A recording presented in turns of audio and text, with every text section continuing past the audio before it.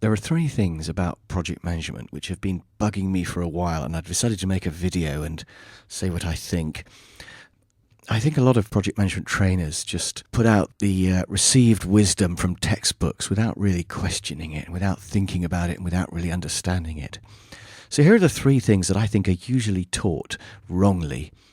The first one is the 1-4-1 estimating method, where you take the best case, the average, and the worst case. You multiply the middle one by 4, you add them all up and divide by 6. Sounds really impressive, but actually I don't think it gives a very good answer.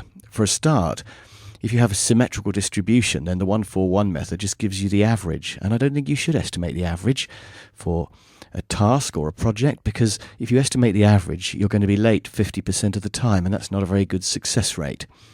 It's much easier to be late rather than early, because if anything's different to your plan, it'll probably be worse than your plan. If there was something that was better than your plan, it would be your plan.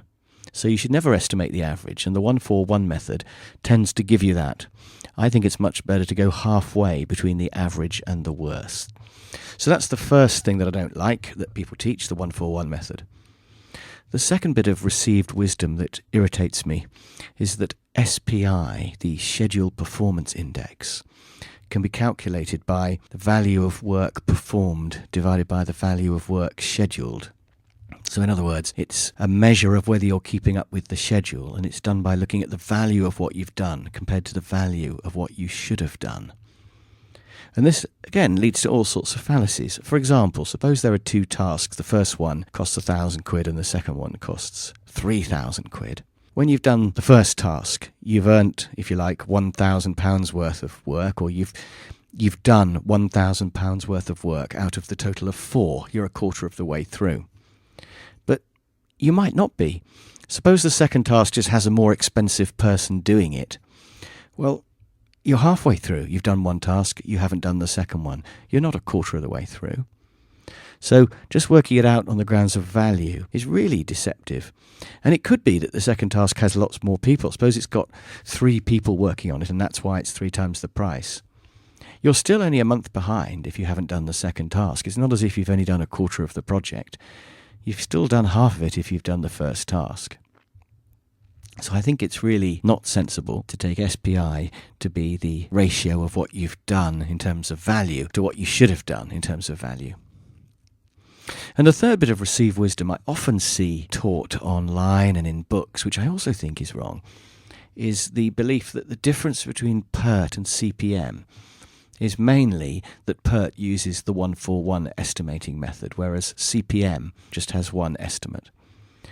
And there's a huge amount of difference between PERT and CPM. It's not the estimating at all. You could use the 1-4-1 method of estimating for either PERT or CPM. The real difference is that PERT is concerned with events, whereas CPM is concerned with activities.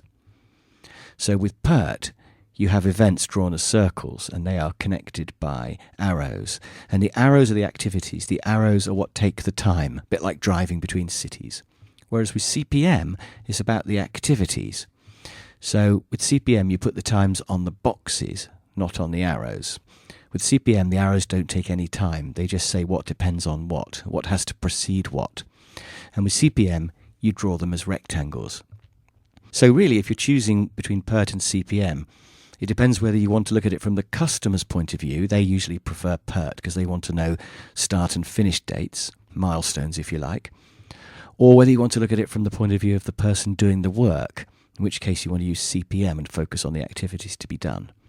And in fact, the decision about whether you're using PERT or CPM is made much earlier when you're listing the tasks, because if you list activities in a work breakdown structure, then you're going to end up using CPM. But if you list deliverables and you have a product breakdown structure, then you'll end up using PERT. By the way, personally, I much prefer CPM. That's what Microsoft Project uses. It's more intuitive, I think. You can use post-it notes to do it in a really easy, convenient way. And also, you always have activities to do, but you don't always have events. So the one snag with CPM is, yes, okay, it doesn't have milestones, but you can put them in at the Gantt chart stage anyway. And it's important to note that whether you use PERT or CPM, you're still going to convert it into a Gantt chart sooner or later, and the Gantt chart will be the output that you want. And just a final thing I don't like about the way that project management is taught in textbooks is that PERT and CPM are often shown as very complicated shapes with little subdivisions, and people do a forward pass and a backward pass, and they calculate the differences, the float and all of that. But in reality, you don't need to do that. In reality, you just put the time on each arrow if it's PERT, or on each box if it's CPM, and just add them up. And it's easy enough to find the longest path. You just add up the longest path. You don't need to put all the times in little boxes. I know that's what computers do, but that doesn't mean that we as humans have to do it when we're adding up our post-it note diagram. Have a look at this one here. I think you'll see it's pretty obvious what the critical path is.